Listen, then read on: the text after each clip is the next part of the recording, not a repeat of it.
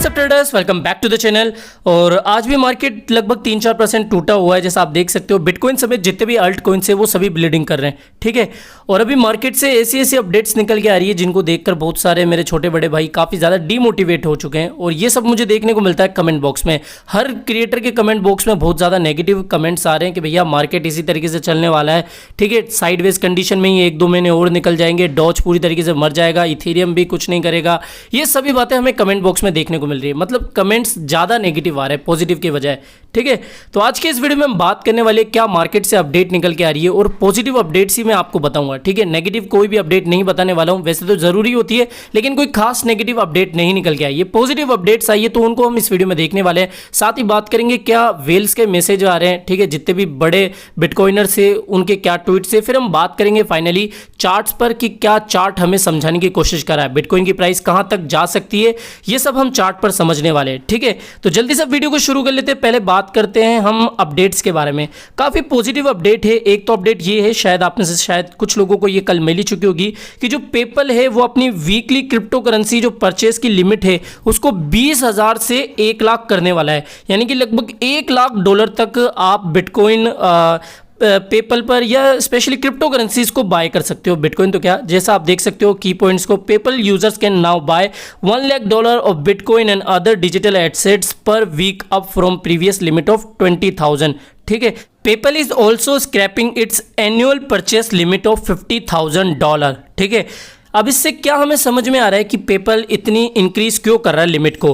पहले तो कितनी थी, $20,000 की। और सॉरी अगर आपको बैकग्राउंड में कुछ नॉइस वगैरह आ रही हो, बिकॉज पास में कुछ कंस्ट्रक्शन का काम चल रहा है, उसकी वजह से आपको बैकग्राउंड में नॉइस वगैरह आ सकती है, ठीक है।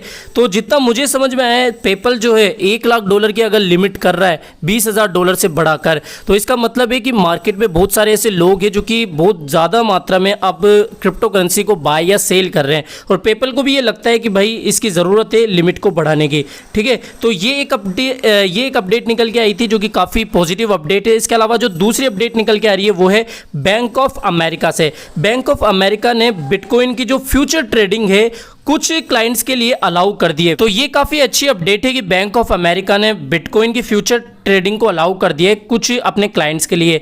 हालांकि ये जो अपडेट है ऑफिशियली नहीं निकल के आई है, एनोनिमस सोर्स हैं, जैसा आप देख सकते हो। The sources for CoinDesk have said that BOFA is now allowing bitcoin future due to the large amount of margin its require making it a potential lucrative business according to one of the sources. अब इतना हम पढ़ेंगे नहीं because काफ़ी ज़्यादा लंबा समय इसमें निकल जाता है। मेन जो अपडेट है, मेन जो पते की बात है वो ये है कि भैया बैंक ऑफ अमेरिका ने, ठीक है, अलाउ कर दिया है बिटकॉइन की फ्यूचर ट्रेडिंग को कुछ लोगों के लिए, सब लोगों के लिए नहीं है। और ऑफिशियली ये अपडेट नहीं है। अब बात करते हैं कुछ ट्वीट्स वगैरह की, कुछ इंपॉर्टेंट ट्वीट्स की जो कि वेल्स की तरफ से आ रहे हैं। पहले बात करते हैं इलॉन मस्क की तरफ से। इलॉन भैया अभी क्या बातें कर रहे हैं, तो अभी 2-4 दिन से उन्होंने संन्यास ले लिया है क्रिप्टो करेंसी से। इसी वजह से वो कोई भी ट्वीट वगैरह नहीं कर रहे, जैसा आप देख सकते हो, ठीक है। 1-2 दिन से उनका कोई मेजर ट्वीट नहीं आया, बड़ा ट्वीट नहीं आया है क्रिप्टो करेंसी या फिर डॉज कॉइन के ऊपर, ठीक है। तो अभी वो सिर्फ स्पेसएक्स या फिर टेस्ला के प्रोजेक्ट्स में बिजी है, इसलिए वो इनके ऊपर कोई ट्वीट नहीं कर रहे हैं। अब पहला जो बड़ा ट्वीट निकल के आया है वो है ट्विटर के CEO जैक डॉर्से की तरफ से, ठीक है। आप सभी को पता है उनकी जो दूसरी कंपनी है स्क्वाड, वो हार्डवेयर वॉलेट के ऊपर भी कुछ अभी विचार कर रही थी। उस ट्वीट को भी हमने देखा था, ठीक है। अब जो स्क्वायर है वो एक डिसेंट्रलाइज फाइनेंशियल प्लेटफॉर्म को डेवलप कर रही है, ठीक है। मतलब वो डिसेंट्रलाइज डीफाई सर्विस में भी आना चाह रहे हैं, आएंगे। और उनका जो प्राइमरली फोकस होगा वो होगा बिटकॉइन पर, ठीक है। इट्स नेम इज TBD, जैसा आप देख सकते हो। तो ये काफ़ी अच्छी अपडेट है, लेकिन इस अपडेट का हमें मार्केट पर ज़्यादा इंपैक्ट देखने को नहीं मिला। अब वो क्यों नहीं पड़ा वो आप अच्छे से जानते हो, बिकॉज मार्केट अभी खुद ही यार लाल पीला हो रहा है, ठीक है। तो अब दूसरा जो ट्वीट आया है वो है जो CJ बाइनेंस है, जो कि बाइनेंस के CEO है, उनकी तरफ से। और माइकल सेलर ने भी यही ट्वीट करा था और इसी ट्वीट को थोड़ा सा चेंज करके उन्होंने ट्वीट करा है, जैसा आप देख सकते हो। माइकल सेलर जो कि एक बहुत बड़ी वेल है, इसके बारे में आपको बताने की जरूरत नहीं है, ठीक है। The best time to buy a bitcoin is always 5 year ago, ठीक है। तो उन्होंने ये ट्वीट करा था कि भैया जो बेस्ट टाइम है वो 5 साल पहले होता है। और इसी तरीके से जो CJ बाइनेंस है उन्होंने भी ट्वीट करा था कि 5 year later the best time to buy bitcoin is now, ठीक है, NFA। तो इस तरीके से सीजे बाइनेंस भी हमें इनडायरेक्टली यही मैसेज देना चाहते हैं कि भैया अगर आप कोई 5 साल का प्लान बना रहे हो बिटकॉइन को होल्ड करने का, तो ये सही समय है, आप इस समय पर बिटकॉइन को बाय कर सकते हो। और ये 2 3 4 5 ऐसे लोग हैं जिनको हम जानते हैं जो नॉन वेल्स है, ठीक है। और बहुत सारी ऐसी एनोनिमस वेल्स भी है जिनके बारे में हमने कभी ना तो पढ़ा है, सुना है, ना ही कुछ देखा है, ठीक है। तो वो जो वेल्स है उनके वॉलेट्स में भी बहुत बड़ी क्वांटिटी में बिटकॉइन है, तो वो शायद कुछ हरकत कर सकते हैं बिटकॉइन को ऊपर या नीचे करने में, ठीक है। तो ये तो हो गई ट्वीट्स वगैरह की बात। अब हम बात करते हैं चार्ट की, कि चार्ट हमें क्या समझाने की कोशिश कर रहा है, इसका सपोर्ट रेजिस्टेंस कहां बन रहा है, बीटीसी की प्राइस अगर डाउन जाती है तो कहां पर इसका सपोर्ट बनेगा, ये सब कुछ। और आप सभी को पता है, बहुत दिनों से हम इस पर बात करते हुए आ रहे हैं कि 18 जुलाई को मेजर जीबीटीसी अनलॉक होंगे, और बहुत दिनों से अनलॉकिंग चल रही है, लेकिन जो मेजर क्वांटिटी में जो जीबीटीसी अनलॉक होंगे वो 18 तारीख को होंगे। और 18 से 22 तारीख का जो एक टाइम पीरियड है वो काफ़ी ज़्यादा इंपॉर्टेंट है, बिकॉज मेजर जीबीटीसी इन्हीं दिनों में अनलॉक होने वाले हैं, और सबसे बड़ी मात्रा में तो 18 तारीख को होंगे। और 18 तारीख के ऊपर कई लोग कह रहे हैं कि भैया इसका मार्केट पर कुछ भी इंपैक्ट नहीं पड़ेगा। मार्केट में 2 पक्षों में अब ट्रेडर बढ़ गए।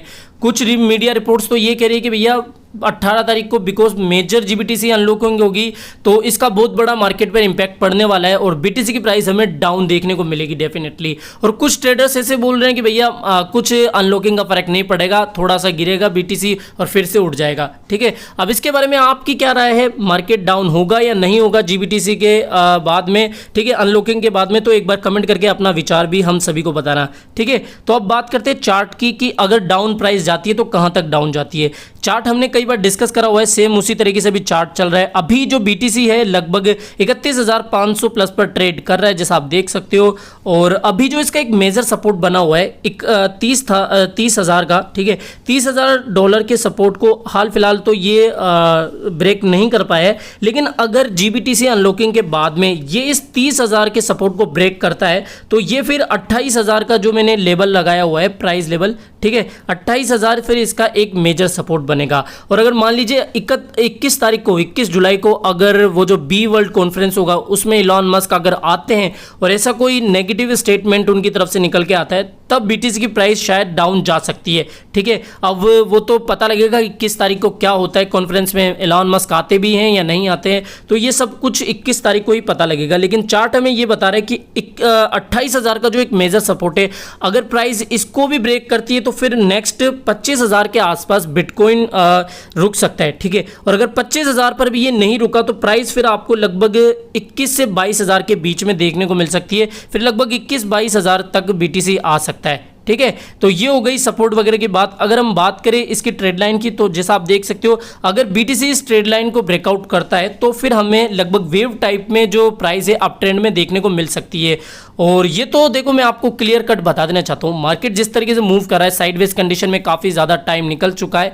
अगर बीटीसी की प्राइस अब बहुत ज़्यादा गिरती है, ठीक है, तो जिस तरीके से स्प्रिंग एक बार के लिए दबता है ना, और दबने के बाद में फिर एकदम से वो उछलता है, तो सेम उसी तरीके से मार्केट हमें अप ट्रेंड में देखने को मिल सकता है कुछ ही दिनों के बाद में, बिकॉज इतने दिन हो गए साइडवेज कंडीशन के, ठीक है। प्राइस एक बार डाउन जा सकती है या फिर नहीं भी जा सकती है, बिकॉज कई लोग कह रहे हैं कि भैया जो फेज सी था वो एंड हो चुका है। एक्यूमुलेशन जोन का जो फेज सी होता है, वाइकॉफ साइकिल को आपने कई बार देखा होगा, तो कई लोग कह रहे हैं कि हम फेज डी में अब एंटर करने वाले हैं और अब अप ट्रेंड जल्दी आने वाला है, ठीक है। तो अलग अलग लोगों की अलग अलग प्रेडिक्शन है। मेरे अकॉर्डिंग अगर 30,000 के नीचे थोड़ा सा भी आ जाता है तो फिर प्राइस जो है डेफिनेटली आपको 28-27,000 के आसपास देखने को मिल सकती है।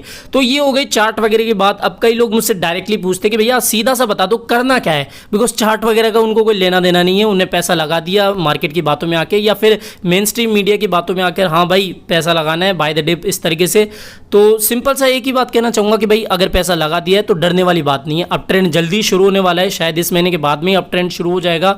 और जिन भी लोगों के पास अभी थोड़ा एक्स्ट्रा पैसा पड़ा हुआ है तो बस उनसे मैं यही कहना चाहूँगा कि अगर आपने कुछ प्लान बनाया है, तो मैंने भी एक प्लान बनाया हुआ है बाय द डिप, ठीक है। उस वीडियो को जाके एक बार चेक कर लेना, वीडियो पड़ा हुआ है बाय द डिप प्लान, ठीक है, आराम से आपको दिख जाएगा चैनल पे, तो जरूर से आप उस वीडियो को देख लेना। तो ये सब बातें हमने कर ली बिटकॉइन के बारे में। तो फिलहाल इस वीडियो में इतना ही। वीडियो अगर पसंद पसंद आया हो तो डेफिनेटली वीडियो को लाइक करना, चैनल आप ही के काम का तो चैनल को भी सब्सक्राइब करके रह लेना है। और कमेंट बॉक्स में कुछ रिप्लाई वगैरह है जिसमें आपको मेरे नाम से कोई व्हाट्सअप नंबर दिए गए हों, ठीक है। मेरा ना तो कोई व्हाट्सअप नंबर मैं आपको देता हूं, ना ही मेरा कोई टेलीग्राम चैनल है, तो प्लीज़ आप उन सभी से अलर्ट रहना, उन सभी से बच कर रहना। अगर एक बार आपका क्रिप्टो कॉइन या कोई भी क्रिप्टो करेंसी अगर आपके वॉलेट से चली जाती है तो फिर भूल जाना आप, ठीक है। बस मैं इतना से कहना चाहूँगा। तो मिलते हैं जल्दी नई अपडेट के साथ, टिल देन बाय बाय।